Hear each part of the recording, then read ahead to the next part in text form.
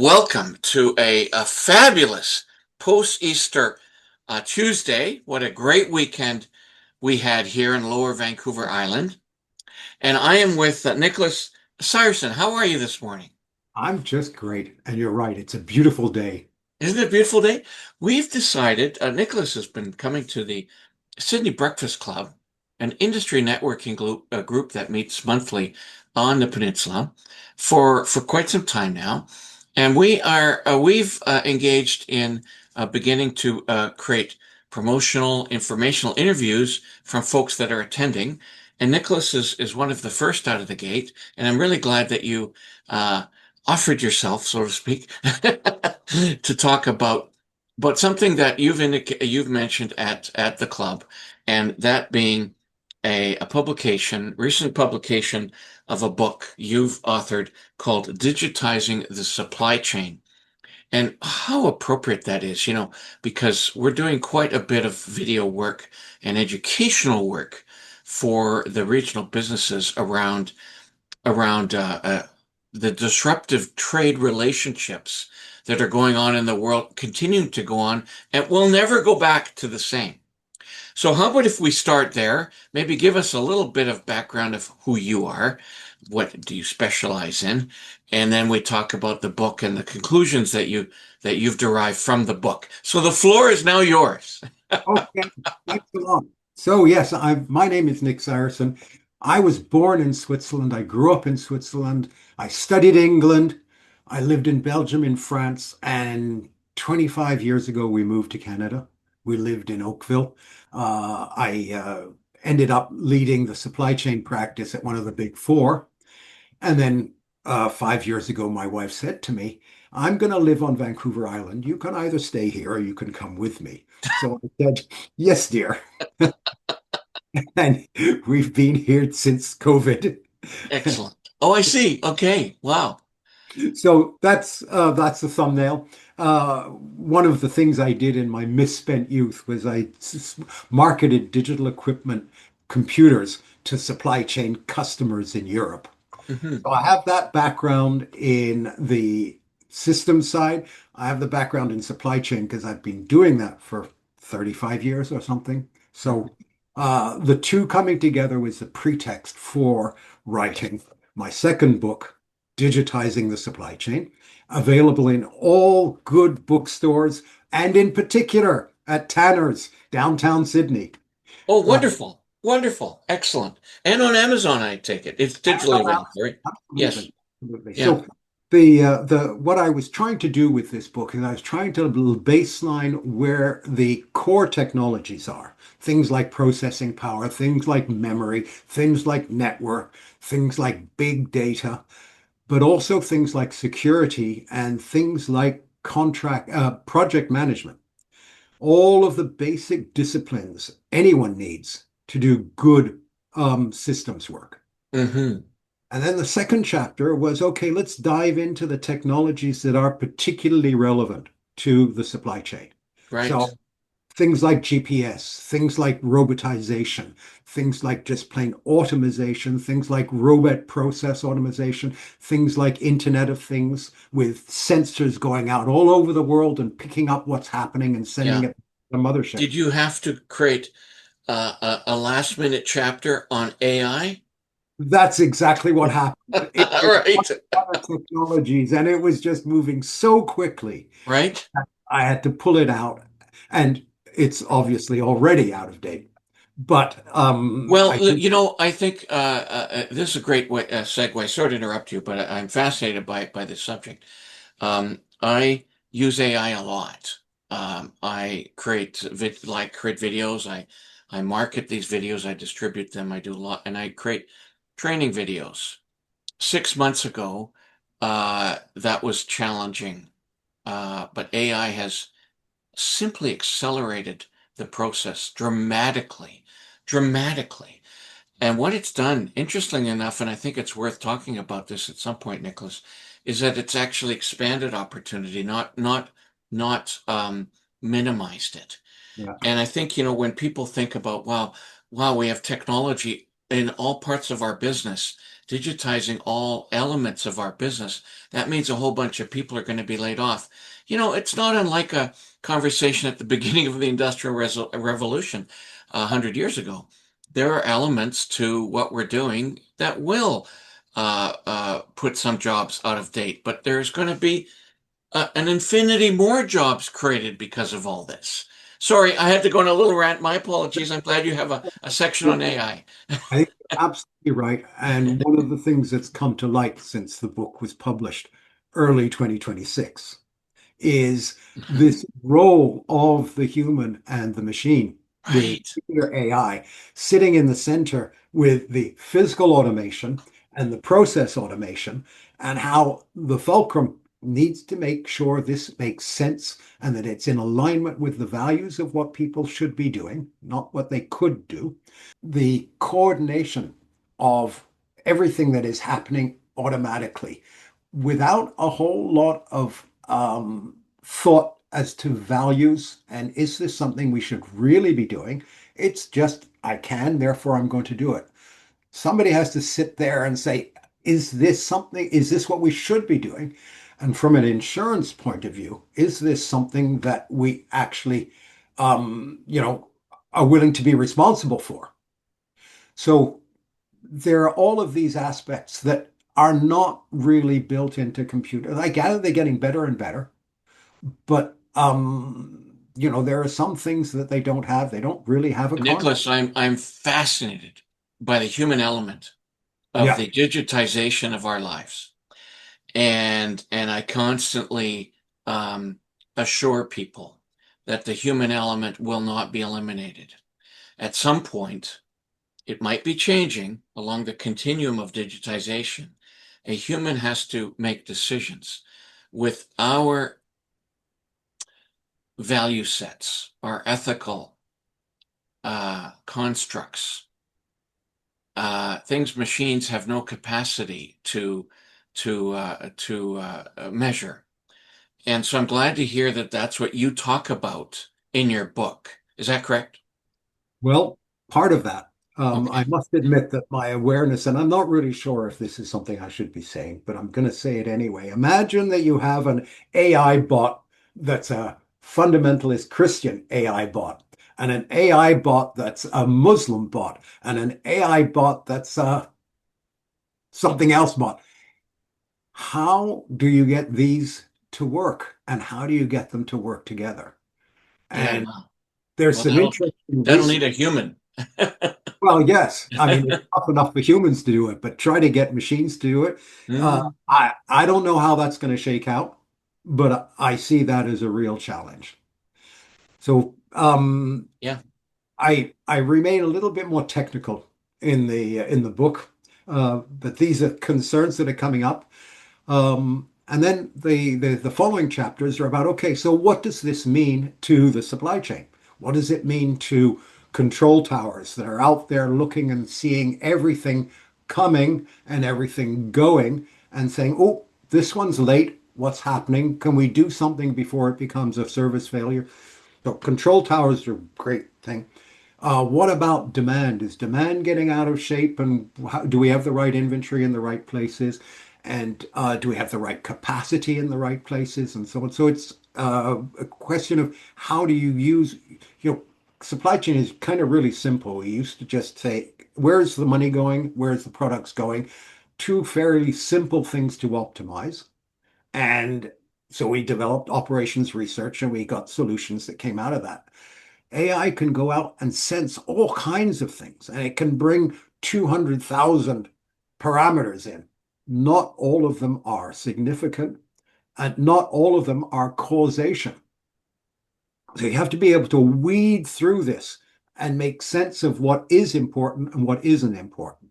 So that's another aspect is around sensing demand and the incoming and also price evolution and things like that. Huge number of new parameters you can take into account. Not all of them are worthwhile. And so again, something or somebody is going to have to go through that and say, yes, this is a relationship of causation, or this is a relationship of correlation, which might not be useless, but it's not driving the behavior, it's simply reflecting the behavior. So here's an interesting reality I'm going to throw at you. So you worked in Ontario. You said you worked with the big four. I assuming that's the automotive companies? The No? accounting big four. Oh, the accountants. Yeah, Yeah, the yeah. EYs and Deloitte's and KPMG's. Okay, so one thing we don't necessarily have on Vancouver Island is our large companies. Yes. Uh, and BC's almost 98% small business. Uh, there are a lot of companies that won't understand a thing that you're talking about. It is not their companies aren't complex enough to to appreciate the value that you provide. So if you were to simplify, for maybe a 30 or 40 person SME that is been trading with the US and is starting to uh, realize that they have to relocate their trading to, let's say, Europe or even within Canada, and that will necessitate looking at all of their operating systems. Um, what is what is your what what is the need that you can define maybe a little bit simpler that those companies would go, I need to phone Nicholas today. So there's a number of things. The first of them is from a procurement point of view, a lot of these small companies don't realize that they are growth companies that are doing really special things, and they're actually pushing their suppliers to become better and better. And Mhm. there's real value for the suppliers. That's some of the value that they can actually try to realize for themselves. So they don't have to sort of say, I'm sorry, we changed our order. We need another 400 tomorrow. Could you please help me out? We have some great news for you. We have an order for 400 more. How are we going to make this work? And incidentally, we've doubled our volumes with you in the last year. What can you do for me? So that is one of the things that small, medium enterprises really don't appreciate quite what they bring to their suppliers' table. Now, in terms of going out to sell, until you've sold it, there is nothing available. There's no value to be garnered until you've sold it. So how do you sell it? That's getting a little bit beyond my realm. But how you actually deliver it, particularly if you have to install it and make it work, uh, that is where I think things are going. I think you're going to sell a service or gas, as it's called, goods as a service, where you actually sell the equipment, but you actually get paid on making it work and perform over time. Mm. Who actually bear the capital investment, which is not great for a small and medium enterprise because they have high borrowing costs. Yeah. So trying to find the right balance there. But they get value because they understand this space intensely and they understand the value levers that will make their customer successful. So, for instance, if you're selling electronics, install a scale where they put the electronics. And when somebody takes one, the scale says it's lighter. We have to replenish. Something as simple as that. Um, or what is happening on power by the hour on aircraft engines. It's the aircraft engine manufacturer who's monitoring the operating conditions. And they say, okay, well, that engine there has to come in because we're going to have to change this piece before it fails. And the airline just turns it on. They have power. They pay X. So I'm looking into those kinds of offers that say, we may be on the other side of the world, but we have your back. And we are going to be able to intervene before it's a problem and keep your stuff operating at maximum efficiency. So, um, do you deal with, I'm sure you do, maybe in some other way, with the notion of change management in your book? So may I provide some context? I've done business consulting all my life in a variety of different capacities. The the actual operational quandaries that businesses might find themselves in across all aspects of a business at the front end, sales, marketing, promotion, then operationally, then potentially administratively, then with a delivery and implementation is not, these are not the most complex things on the planet.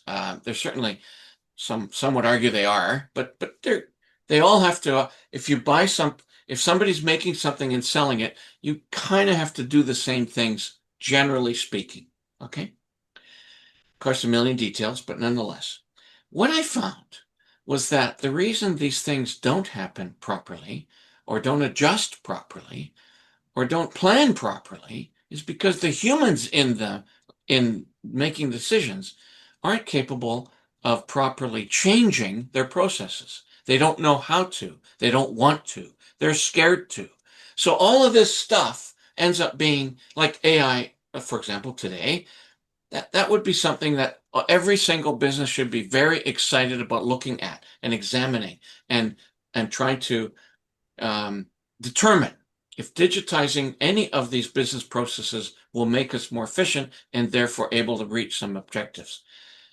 But it'll be the humans that stop it, the ones that are scared, the ones that feel inadequate, uh, that aren't experienced enough. Do you deal with that? Because fundamentally, I would jump right through all the solutions to the CEO and go, are you prepared to do the following things to achieve what you asked me to study?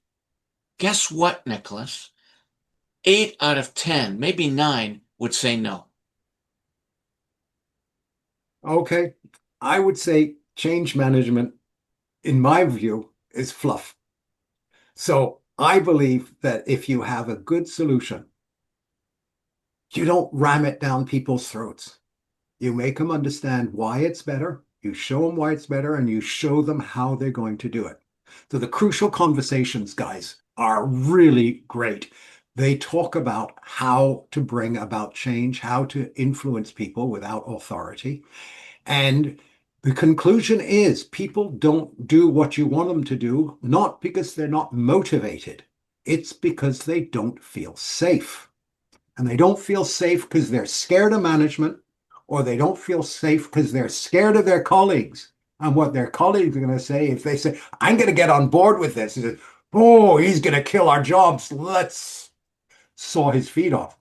So it's a question of putting in place the right structure, the right training, and the right management support for the people to succeed in the new environment, just as they should have been doing before. So they have great credibility because they're really good coaches and they're really good at helping their people succeed. Going into a new environment where they have to learn a few new manipulations and things like that. But as you say, they're still doing the same basic job. They just have to be given the conditions where they can succeed in this new environment. And you can call that change management if you want. I call that simple management. And it's coaching people through change so that they are not afraid to go somewhere new. And they Yeah, have very good reasons for being afraid. And you have to help them deal with that. yeah, that's a great answer. We're reaching the end of our digital audience patience. Yeah. Sorry about that. No, no, no, no, no. I'm fascinated by this. Perhaps you could bring your book up again in front of to beside in front of your face, because actually I lose it. I don't see it at all right now. It has to be in Okay. front of your face. There we go. Okay. There we go. Okay. And I will put, thank you, Nicholas. I will. You can put it down now. It's just Globe I and Mail financial review, huh? They put something over their face. I will have links to the book. And I really appreciate you reaching out to me as a Sidney Breakfast Club attendee and taking advantage of these promotional. This talk about change management. This is how people talk to each other now, through video, through authenticity, through just sort of conversations that we would, well, it still happen, but in many instances, what happened in a coffee shop now are now happening here.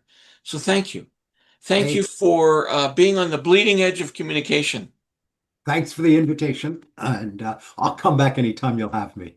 Excellent. And we might see you at the next meeting.